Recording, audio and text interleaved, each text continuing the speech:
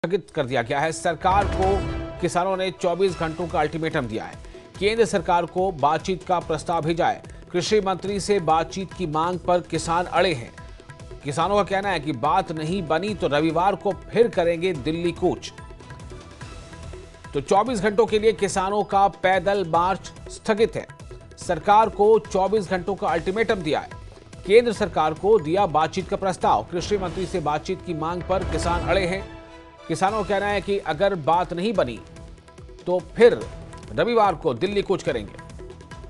आज शनिवार है और किसानों का कहना है कि बात बन गई तो ठीक और बात नहीं बनी तो रविवार को फिर दिल्ली कूच करेंगे। और ये 24 घंटों का अल्टीमेटम किसानों ने दिया है। किसानों की तरफ से फिलहाल जो पैदल मार्च था वो स्थगित कर दिया गया है। 24 घंटों के लिए किसानों का पैदल मार्च स्थगित। सरकार को दिया 24 घंटों का अल्टीमेटम। केंद्र सरकार को दिया बातचीत का प्रस्ताव।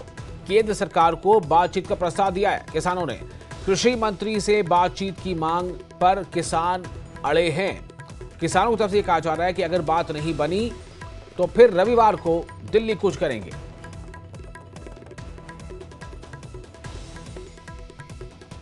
तो किसानों के दिल्ली कूच पर घमासान जारी है। शंभू बॉर्डर से 101 किसानों का जत्था दिल्ली के लिए रवाना हुआ, लेकिन किसानों के निकलने के कुछ देर बाद ही उनकी पुलिस के साथ झड़प हो गई, जिसमें कुछ किसान घायल हो गए। जिसके बाद किसान नेताओं ने अपने पहले जत्थे को वापस बुला लिया। किसानों का शनिवार को रवाना होने वाला जत्था अब रविवार को दिल्ली के लिए कूच करेगा।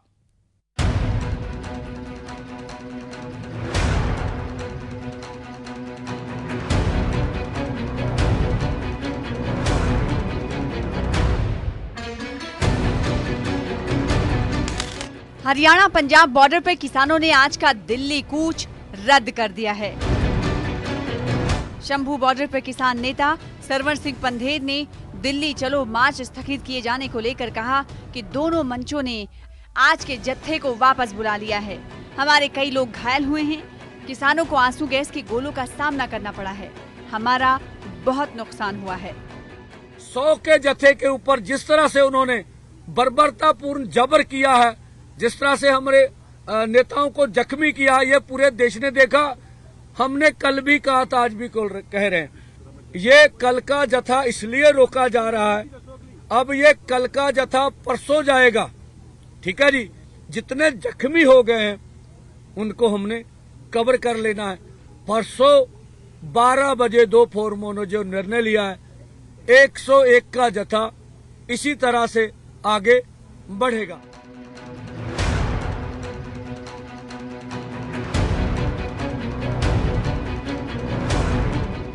आज पंजाब और हरियाणा की सीमाओं पर बीते 11 महीने से डटे किसानों ने दिल्ली मार्च शुरू किया था। 101 किसानों का जत्था दिल्ली के लिए अंबाला के शंभू बॉर्डर से रवाना हुआ था। किसानों के मर्जीवाड़ा जत्थे के 101 किसानों की दिल्ली कूच के दौरान अर्धसैनिक बलों और पुलिस के साथ झड़प हुई। किसानों ने शंभू बॉर्डर पर लगाए गए बैरिकेड्स पार करने की कोशिश की। इस दौरान सुरक्षा बलों ने प्रदर्शनकारी किसानों को तितर बितर करने के लिए आंसू गैस के गोले दागे। इसमें कुछ किसानों को चोटें आई हैं। कुछ किसानों ने अस्थायी बैरिकेड शेड पर चढ़कर उसे पार करने की कोशिश भी की, जहां पर बड़ी संख्या में अर्धसैनिक बलों और पुलिस कर्मियों की तैनाती की गई थी। झड़प के बाद किसान नेता सरवण सिंह पंधेर ने जत्थे को वापस बुला लिया। इससे पहले अंबाला जिला प्रशासन ने भारतीय नागरिक सुरक्षा संहिता की धारा 163 के तहत एक आदेश जारी किया था, जिसमें पैदल, वाहन या अन्य साधनों से कोई भी जुलूस निकालने पर रोक लगा दी गई थी। Bureau report, news 18। और किसानों के दिल्ली कूच के मामले में हरियाणा के सीएम नायब सिंह सैनी ने कहा कि कांग्रेस किसानों पर राजनीति कर रही है। किसानों का सबसे ज्यादा नुकसान कांग्रेस ने किया है। जब से देश आजाद हुआ उसमें सबसे ज्यादा पीएम ने किसानों के बारे में सोचा। उन्होंने कहा कि आज तक किसी भी सरकार ने ऐसे कदम नहीं उठाए।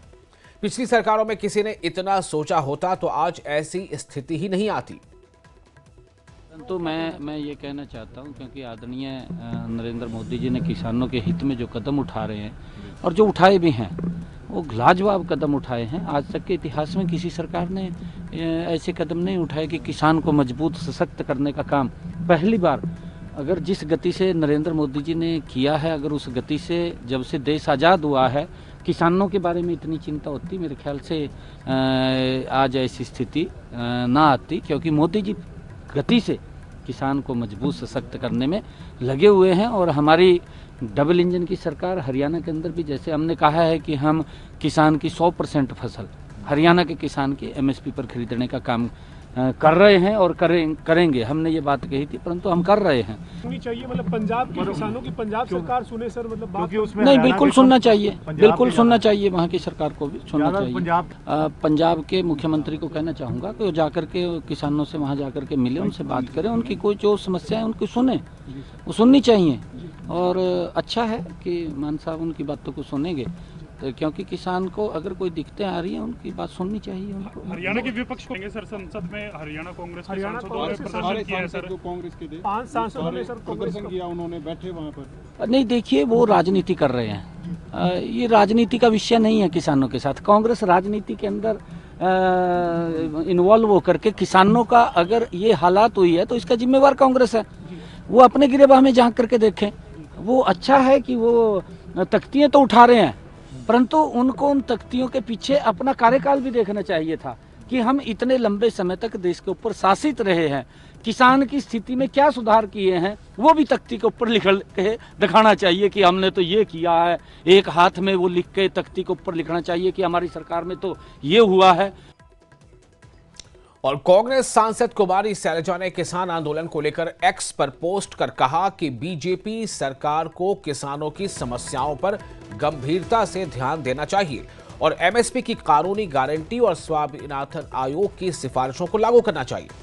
किसान अपनी मांगों को लेकर दिल्ली आना चाहते हैं, लेकिन बीजेपी सरकार उन्हें रोकने के लिए आंसू गैस और अन्य निंदनीय तरीकों का इस्तेमाल कर रही है।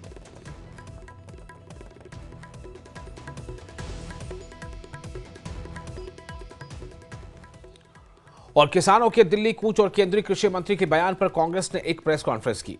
कांग्रेस नेता रणदीप सुरजेवाला ने इस प्रेस कॉन्फ्रेंस में केंद्रीय कृषि मंत्री के बयान पर आपत्ति जताई और कहा कि सरकार 1% से भी कम फसल MSP यानी मिनिमम सपोर्ट प्राइस पर खरीदती है। कृषि मंत्री शिवराज सिंह चौहान का झूठ नंबर 1। आज उन्होंने डींगे बगाड़ते हुए ये कह दिया कि मोदी सरकार सब फसलें MSP पर खरीदती है, पर उसकी सच्चाई क्या है? संसद के पटल पर उन्होंने जो जवाब दिया उसका एक चार्ट मैं आपको भेज रहा हूं। ये इसमें साफ है कि एक अगर गेहूं की फसल को छोड़ दें जो 23% उत्पादन के मुकाबले MSP पर खरीदी जाती है, तो ये सरकार ने बताया कि वो 1% से भी कम फसल MSP पर खरीदते हैं। तो जो सरकार MSP पर फसल खरीदती ही नहीं, वो MSP की गारंटी का कानून छोड़ दीजिए, MSP की गारंटी देने की बात कैसे कर सकती है?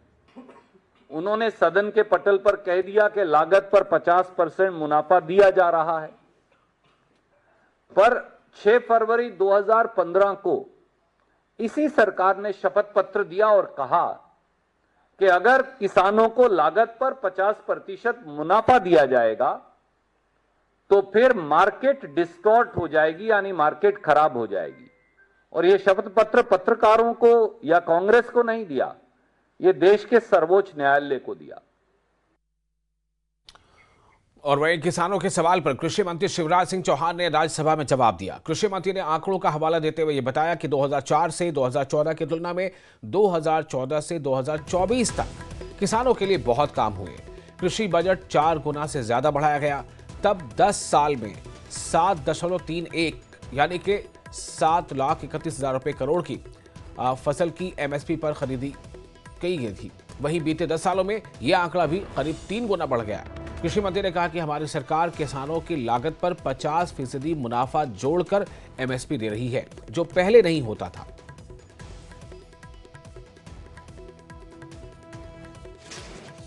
– 2015 में इस मंत्रालय का नाम कृषि और किसान कल्याण मंत्रालय रखा गया।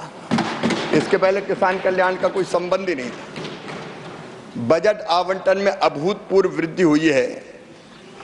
2013-14 तक ये केवल 21,900 करोड़ रुपया था, अब बढ़ के ये 1,22,528 करोड़ रुपया हुआ है। एमएसपी तब देते हैं जब एमएसपी की जो दरें होती उससे नीची दरों पर अनाज या बाकी उत्पादन बिकता है। अब कई फसलें ऐसी है जो अभी भी एमएसपी के ऊपर बिक रही है, उन पर एमएसपी देने की जरूरत नहीं पड़ती। मैं माननीय सभापति महोदय, चाहे तिलहन हो, बाकी वाणिज्यिक फसलें हो, अगर सभी एमएसपी की फसलों को देखा जाए तो एमएसपी की राशि 2004 से 14 के बीच में 7,31,000 करोड़ से बढ़कर 14 और 24 के बीच में 20,57,000 करोड़ रुपया हो गई है। ये हमारी सरकार की मंशा का परिणाम है। निरंतर माननीय सभापति महोदय, एमएसपी बढ़ाने का काम इस सरकार ने किया है।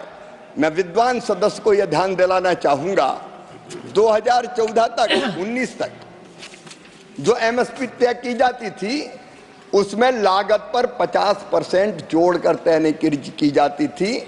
2019 में प्रधानमंत्री नरेंद्र मोदी जी की सरकार ने ही यह फैसला किया कि लागत पर 50% प्रॉफिट जोड़कर एमएसपी की दरें तय की जाएगी। माननीय सभापति महोदय, मैं उदाहरण दे सकता हूं, जब उधर की सरकार थी तब एमएसपी A2+FL नहीं दिया जाता था। मेरे पास रिकॉर्ड है पूरा, कभी भी 50% से ज्यादा लागत पर इन्होंने लाभ नहीं दिया, लेकिन हम कटिबद्ध हैं, प्रतिबद्ध है कि कम से कम 50% ज्यादा लाभ देकर किसान की फसलें हम खरीदेंगे। मैं माननीय सदस्य को आश्वस्त करना चाहता हूं, किसान का कल्याण हमारी प्रतिबद्धता है। लगातार एमएसपी बढ़ाने का काम अगर वो चाहें तो मैं पूरा रिकॉर्ड उपलब्ध करा सकता हूं, आंकड़े दे सकता हूं। हमने बढ़ाने का भी काम किया है और जहां जरूरत है एमएसपी पर फसल खरीदने का भी हमने काम किया। मैंने आपको आंकड़े बताए हैं।